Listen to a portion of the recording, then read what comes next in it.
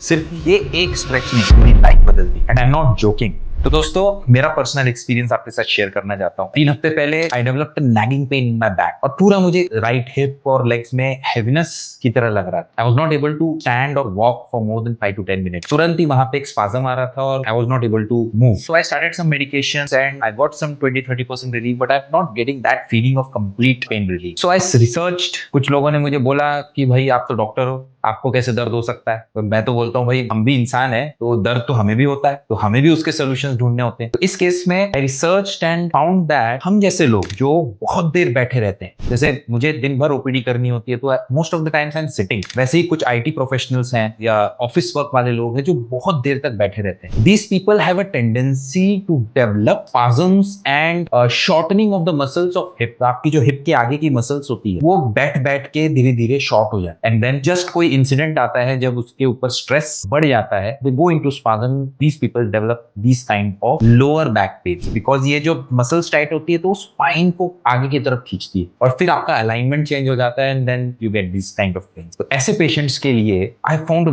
Very good exercise which is called as hip flexor stretches. तो अगर आपको भी अगर इस तरीके का पेन हो रहा है then please follow this basic step and start doing this exercise from today itself. तो जस्ट मुझे अभी फॉलो कीजिए and learn this basic hip flexor stretch.